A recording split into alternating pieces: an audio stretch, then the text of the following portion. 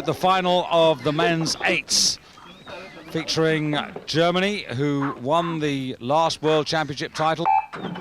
Well, the States were fifth in the Olympics last year, very disappointed with that. Only one man remains from that boat, Bob Kaler. And in the crew next to them, the British crew, there are two men in that boat, Story and Hamilton, from the Olympic 8 last year. And it's Richard Dunn at stroke, taking the crew off these first few strokes.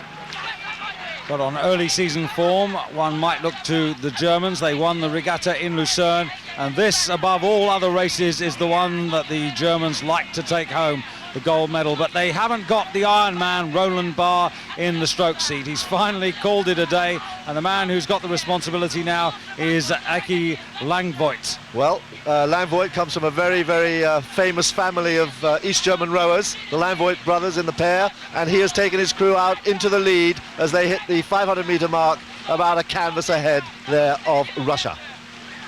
So Germany making a solid start, but it's going to be very difficult, I think, for them to hold off all the challenges, particularly from the Romanians, who really fancy collecting the double, having just won the women's eights.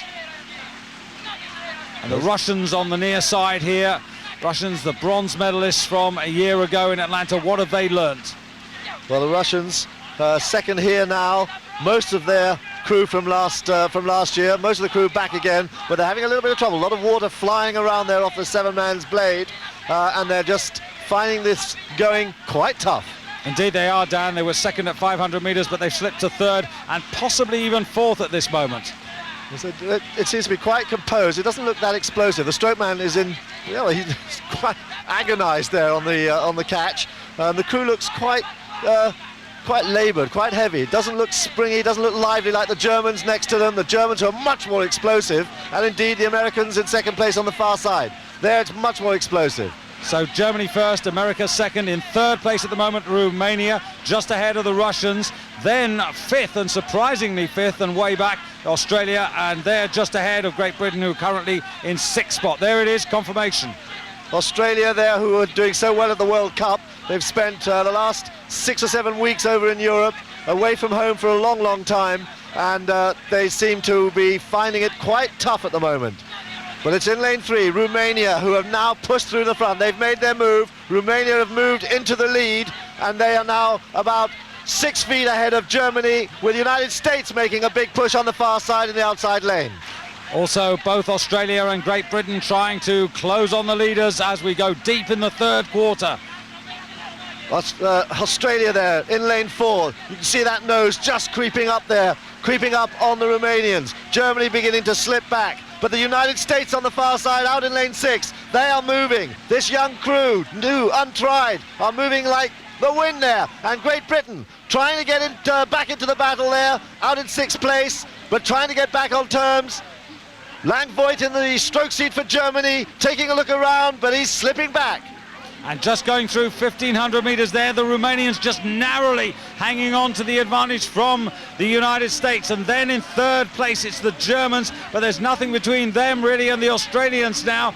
The Russians are back in 5th and Great Britain are in 6th place, but it's the Americans now, with Peter Schiavone in the coxswain seat, facing his stroke, Christian Ahrens. And it's that boat over on the far side which is beginning to make the biggest impression of all. It's the black boat from the United States. It's moving all the time. There's a quick look across there from Romania. They're trying to hold on to this lead, but the United States are coming. Indeed, and the Americans, every stroke is taking them a little bit further into the lead now. The Romanians seemingly have nothing to offer at this particular moment. Coming towards the enclosures now, and there's the Romanians and one of their supporters, and I think she's recognised what we've seen, that it might just be disappearing from the Romanians now, as the Americans have got a clean advantage. The Americans going into the lead now, ahead of Romania. Australia, there's the bow of the Australian boat, and the Australians are beginning to come through now. Now, can the Australians get on terms with the Romanians? They're really pressurising them. The Romanians seemingly with nothing much to give. On the top there, it's America. Below you, it's Romania. In the middle, it's Australia, and it's the United States of America who take the gold medal, regain the title they last won in 1994. And interestingly enough, it was the British won 1996, the fastest through the last 500. The Australians won 20.42, and the Americans third fastest won 20.43. But at the end of the day, all those times mean nothing. It's the men standing in the middle of the podium now who are the champions of the men's 8, the United States of America.